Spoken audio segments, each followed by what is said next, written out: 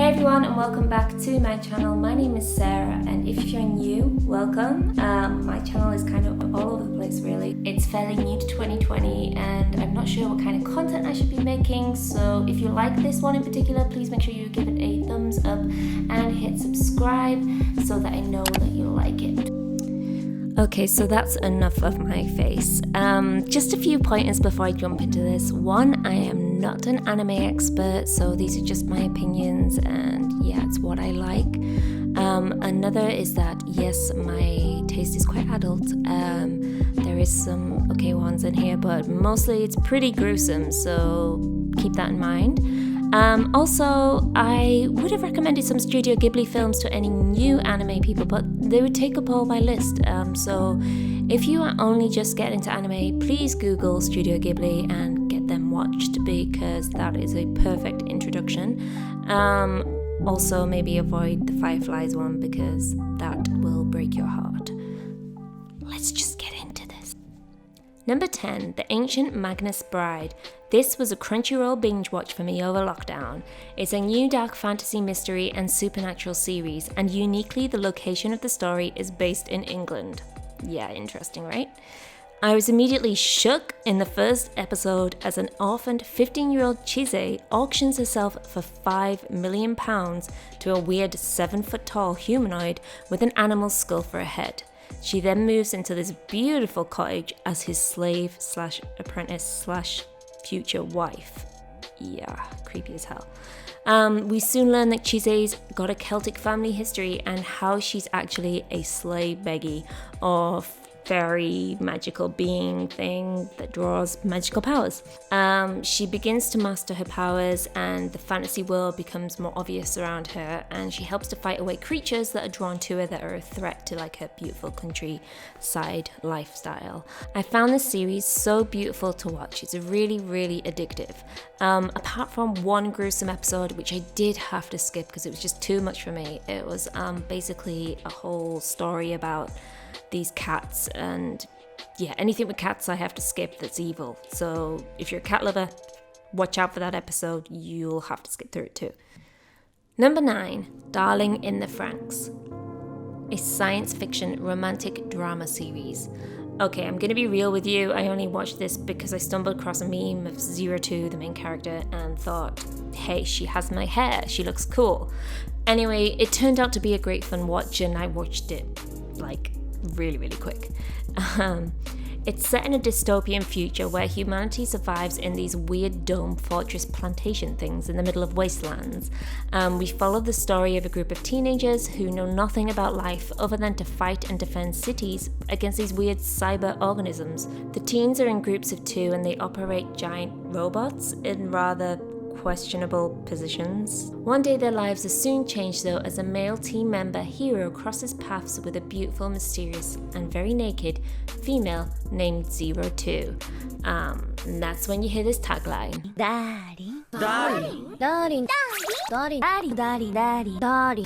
She's not quite human, hence the horns, but it's cool. She turns out to be a badass fighter, and the more enemies she kills, the more human she feels. And she's very outwardly flirty, which is a domino effect of influence on the group's hormones.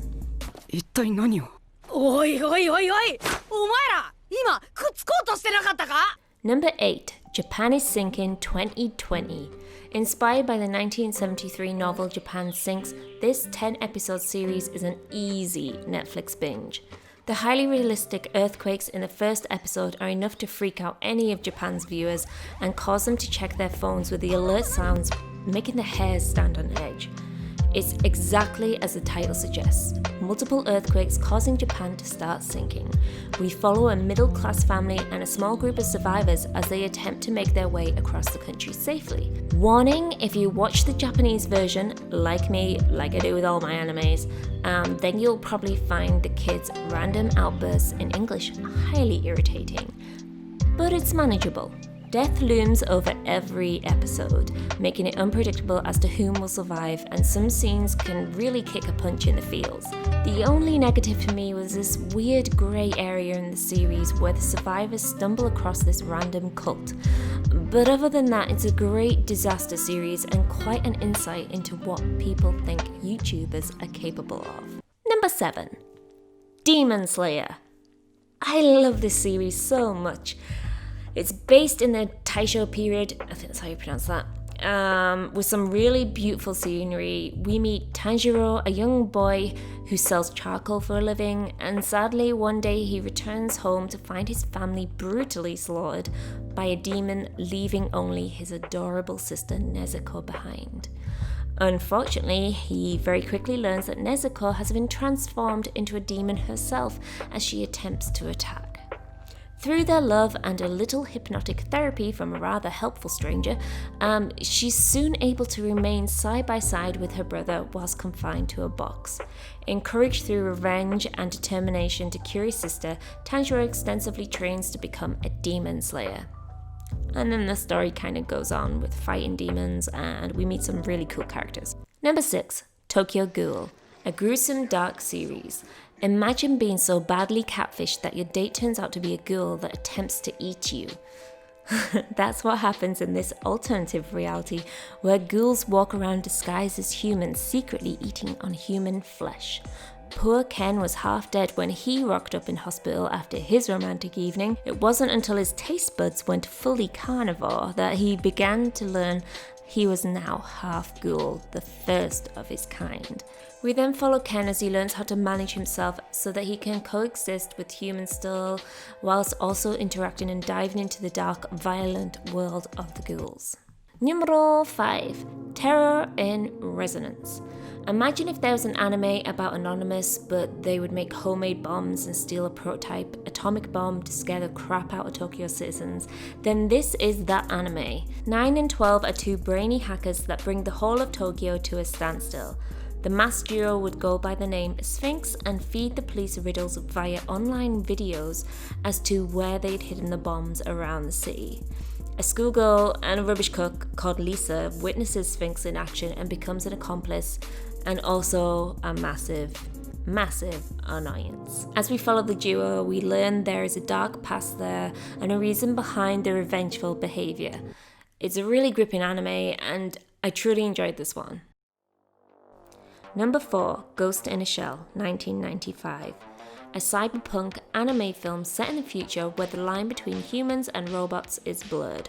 This is a stunning anime set in the year 2029. Yeah, we got like 9 years to catch up on this. It's also got an amazing soundtrack and it looks stunning, so that's good enough reason to check it out. The story is the vast electronic network is under threat from a master hacker known as the Puppet Master, who can even hack minds of humans and rob victims of their memories. Tokyo's Section 9 security force is tasked with the mission to apprehend the criminal. Superheading the investigation is Major Motoko Kusanagi. I struggle to say her name, I'm going to be honest. Like many in her department, she's a cyborg officer, a robotic girl badass, and we learn that she's actually like a ghost and a human, a ghost in a shell, a robot and a dead person. Anyway, during the investigation, she ponders her existence and she questions whether the Puppet Master has the answers she seeks. And unknown to her though, the Puppet Master is also seeking her. Number 3, Monster. A gripping horror crime mystery. Dr. Kenzo Tenma is a young Japanese brain surgeon working in a hospital in West Germany. Unhappy with the political favoritism in treating patients, one day Tenma seizes the opportunity to rescue the life of a young twin boy who is shot in the head, rather than the mayor who dies at the care of his colleagues because they're absolutely useless. Due to Tenma ignoring the instructions from the director to treat the mayor, he loses all of his social standing. However, soon after, a mysterious number of murders happen to all the doctors that stand in Tenma's way, including the director. The 2 twin children also vanish from the hospital, and the police begin to suspect Tenma, but have no evidence to question him. Some years later, Tenma, now chief of surgery, finds himself in another horrific situation where he saves the life of a criminal who mutters about a monster, and it becomes a tale of cat and mouse with murders and the past twins unraveling a really dark and twisted history. Numero 2. Akira, a classic popular anime film from the 80s. I love Akira so much, mainly for its artwork. The level of detail drawn into each scene is insane, especially the scene where the arm grows back. That blows my mind even till this day. Set in a dystopia in 2019.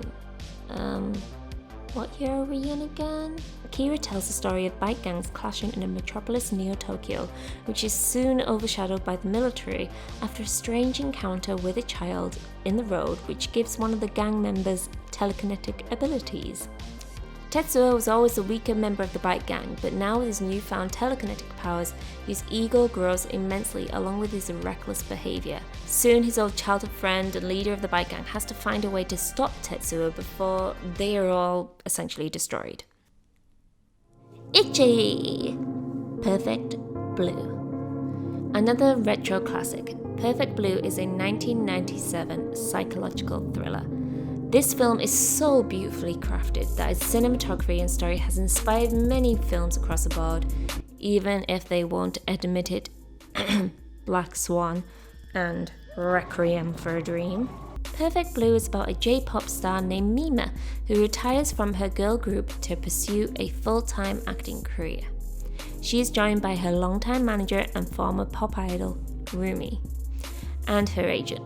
Unfortunately, leaving music causes a lot of upset amongst her most obsessive fans, including a really freaky-looking stalker.